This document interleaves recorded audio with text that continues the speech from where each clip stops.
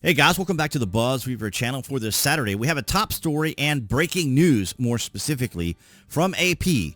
ABC agrees to give $15 million to Donald Trump's presidential library to settle defamation lawsuit. Now, this is something we had talked about here on the channel, but it finally came to fruition. And of course, it's not a surprise that it's happening on a Saturday when most people aren't paying attention or that much attention to the news. ABC News has agreed to pay $15 million toward Donald Trump's presidential library to settle a lawsuit over anchor George Stephanopoulos' inaccurate on-air assertion that the president-elect had been found civilly liable for our writer 𝐀𝐦𝐚𝐬𝐿.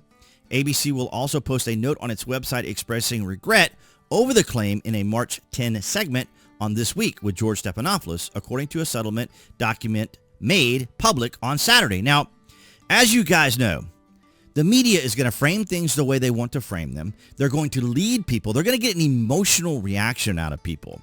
And that's what they typically do, is they get these knee-jerk reactions. In other words, they play now and pay later. And this is what they were trying to do this entire time with the lawfare that was going on. And that was to convince as many people as possible that Donald Trump was some one-dimensional villain.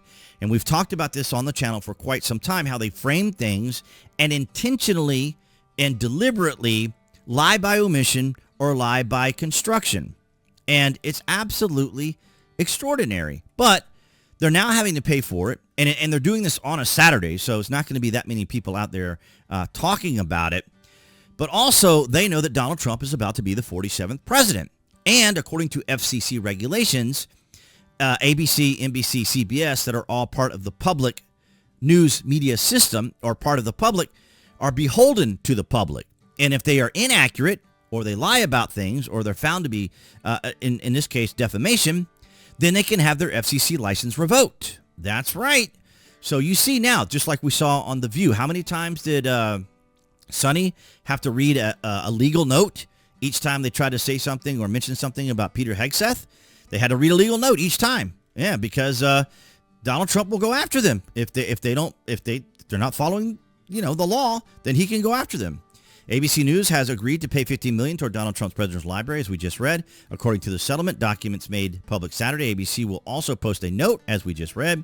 In a statement, ABC News said, "We are pleased that the parties have reached an agreement to dismiss the lawsuit on the terms in the court filing." No, you're just glad that it's going to be out of the way, because you would have been in big, huge trouble if you had not done this earlier or as of now. But it's not unusual. Trump sued Stephanopoulos on ABC News for defamation days after the anchor claimed during an interview with Rep. Nancy Mace, which we'll show in a second, that Trump had been found liable for R, and I'm having to use that, of course, instead of the actual word here on YouTube, which misstated the verdict in Carroll's two lawsuits against him. And it's absolutely true. It's absolutely correct that they misstated him. And it was intentional. It was absolutely on purpose, because the strategy by the Establishment Uni-party and the Democrats and the media was to try to put as much negativity, put Donald Trump in as much negative light as possible.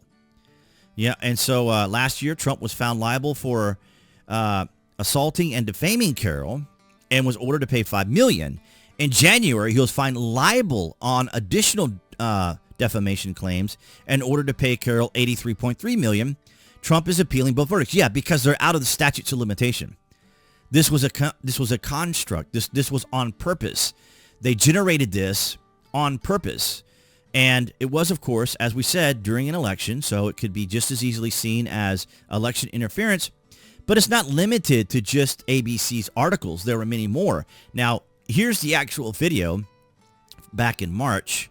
This was released on December the 14th, so today. People were just reposting it, but the actual incident was, what, in 2023, I believe it was, they were saying?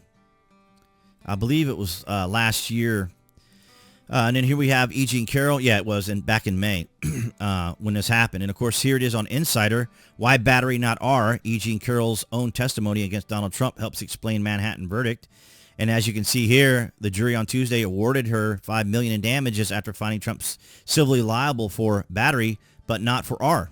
So it's not like this information was in a vacuum and suddenly we're finding the truth. The truth was always there. The problem was that the mainstream media wanted to make sure that everyone thought that Donald Trump was this right here, EST, right? Because the election was going on. They needed some way to make him look like a one-dimensional villain. Why did juries find Trump liable for sexual abuse and not R? Mixed verdict in Carol's suit explained. Well, it wasn't really a mixed verdict. The thing was completely, based upon her interpretation of what the transaction happened. And you see Donald Trump, he doesn't travel around by himself with any. I mean, he's constantly surrounded by his entourage. And look how the way the New York Times frames this. Trump R lawsuit. Jury finds Trump liable for sexual abuse and defamation. But see, they left this here on purpose so that people would read these headlines. And this is what we keep talking about here on the BuzWeaver channel. They frame things in a way to get a reaction. They know that people aren't going to have time to sit here and read through this article and come down to the section here that says the jury did not, however, find he had R her as she had claimed. See, people don't have time to read that, and that's what they're banking on. The media is just absolutely despicable and evil with the stuff that they do, and they do it on purpose. They lie by omission. They lie by construction. They lie by order. They just lie sometimes, and it's absolutely pathetic. And then, as I said, it's not in a vacuum, so here from the insider, why battery, not R? E.G. and Carroll's own testimony against Trump explains Manhattan verdict. Very similar to the way that the AP wrote it, but again, same thing.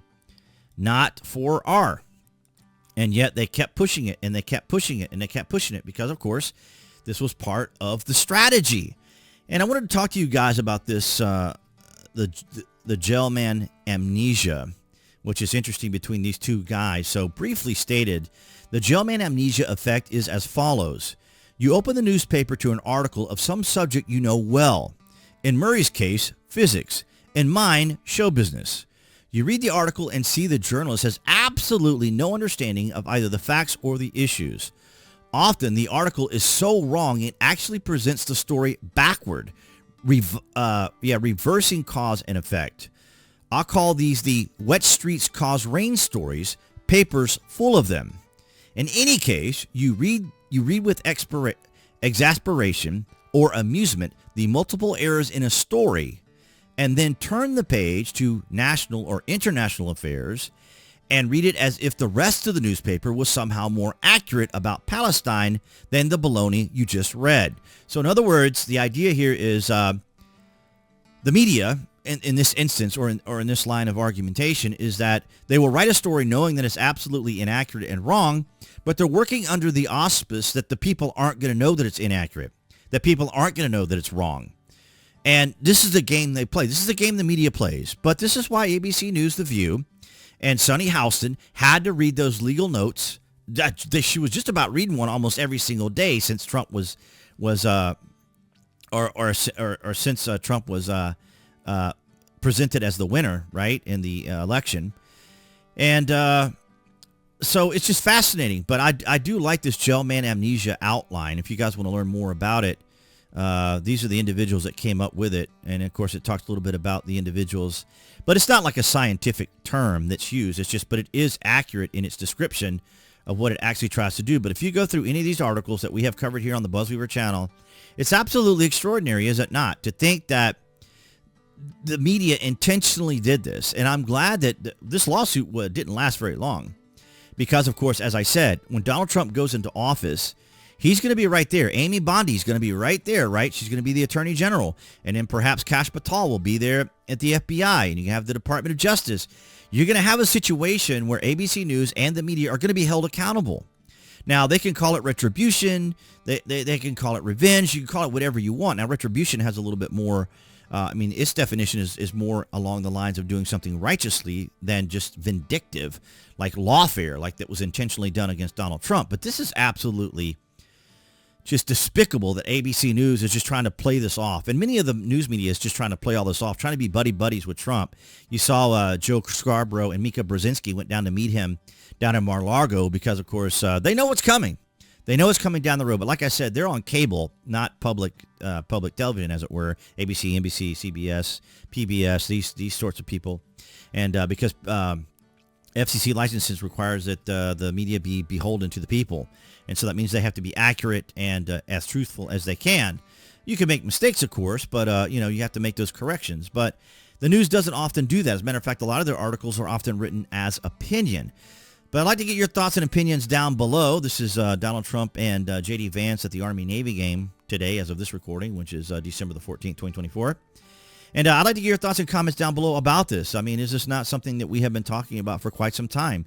The intentional and willful hijacking of our culture, our institutions, and our justice system for the purposes of coordinating against a political candidate, a political individual. If not, I mean, are they not illustrating what fascism truly is? When you hijack a system, use authoritarianism against these individuals, and then try to claim that if anyone tries to oppose you, if anyone tries to make corrections, if anyone tries to challenge you on these things, or you object, then you're the one who gets shamed and ridiculed, right? And canceled and banned off social media, which is why they wanted control over social media, so that they could maintain that power. And things are changing. Things are different. And I'm looking forward to wokeness and all these other things dying off as a result of the fact that Donald Trump won. So, but I do want to thank all you guys for your continued support. BitChute, Rumble, and Odyssey. You guys have been amazing. The likes, the shares, and the comments. And, of course, everyone here on YouTube for your guys' continued support. Up here there on the screen, that would be the channel icon. You guys can click on that to subscribe, as well as to select notifications. That way you'll know when there's content here on the channel. And I'll see all you guys in the next video.